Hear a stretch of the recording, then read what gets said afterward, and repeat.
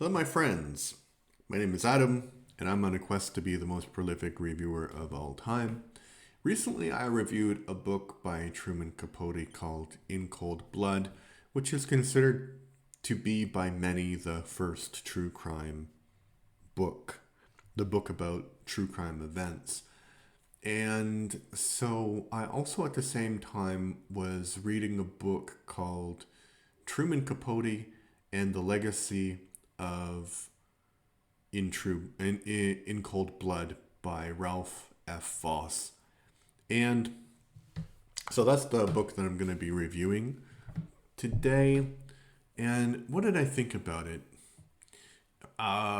This is going to sound a bit harsh because it is a bit harsh, but I think it's a bit of a nothing burger book. Because if you read In Cold Blood, you kind of know everything that he talks about in the book.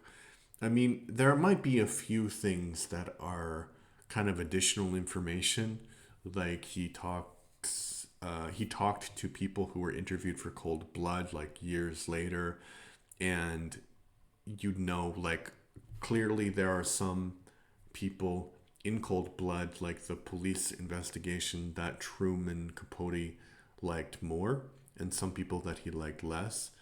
And I think it's kind of odd because it's really gossipy, this book, in the end.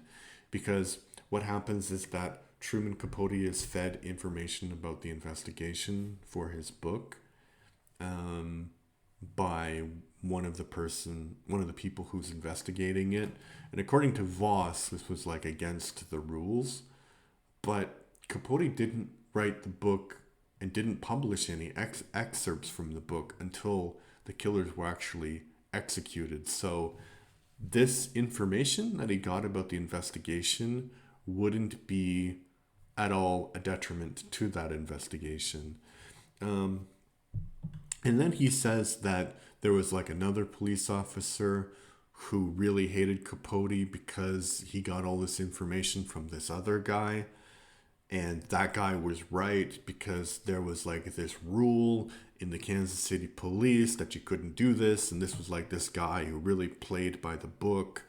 And how do you know that he played by the book? That's just what he's telling you, and it's what he's telling you like 40 years after the fact. So you have to take what people say with a grain of salt at all times, especially when you're talking about something that happened 40 years ago. Because, to be honest, I don't remember what happened last week. Ask me what happened 40 years ago when I was 9, and I would be very hard pressed to tell you. I know the general details, but like specific conversations I had with specific people when I was 9, not really. Don't remember.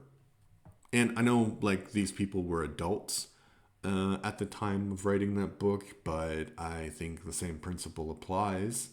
You know, if the investigation lasted 3, 4, 5 months or however long it lasted, I don't think that you could recall specific conversations with a person who only became, I mean, he was a little bit famous at that time, but his kind of co-worker Harper Lee, she won the Pulitzer Prize when they were doing this investigation, so she would have been the more famous person, and so Capote would only be more famous after he wrote this book. So that's odd. And there are some, so the bits about Kansas are interesting, and how this book has an effect on Kansas, and talking about like the things that are somewhat not factual in Capote's book. And yeah, Capote didn't write the entire truth. So it's kind of like he said that it was a nonfiction novel. So that suggests an element, Capote did, that suggests an element of non truth somewhere in there because novels are not true. And if you're making a non-fiction novel, then you need to say some things. You know, you need to adjust things for the purpose of storytelling rather than the purpose of fact. You know, so I think he does get a bit of leeway even though he did claim that everything is true that he said, but there's different kinds of truth, right? There's emotional truth and there's objective truth, there's legal truth. So I think what Capote was implying without saying it is this emotional truth he was talking about. And then he deals a lot with this gay subtext in the book and how Capote was attracted to one of the killers, Percy Smith, which may or may not have been true, but they did become friends. And he mentions that Percy Smith and the other killer, I forgot what his name was, had some kind of homosexual relationship.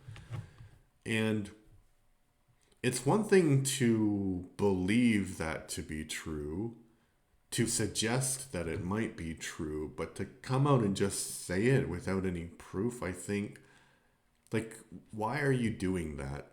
And his argument is that, well, Capote couldn't say that because he was gay, and it was like a time when you couldn't talk about gay relationships.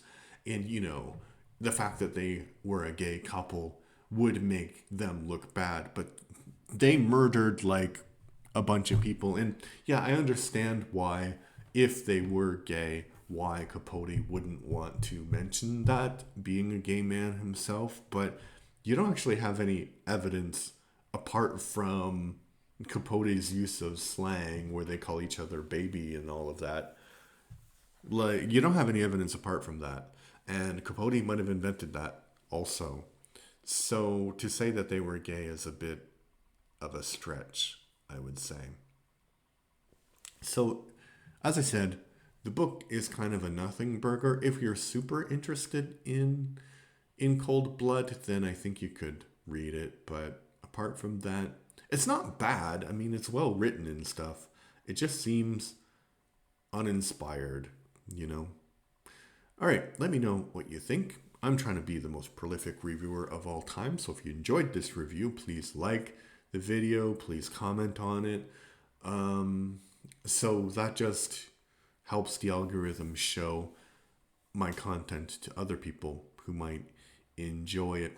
My goals are to have 20 subscribers by the end of June. Currently we have 14, so I think that's doable. To have 3,000 views by the end of June, also doable because we have 2,300 at the moment, 340. And to have, I don't know, I think I said 70 view hours, but I'm not sure quite what it is. But anyway, to increase gradually so I can complete my mission of being the world's most prolific reviewer. All right, thank you. Bye-bye.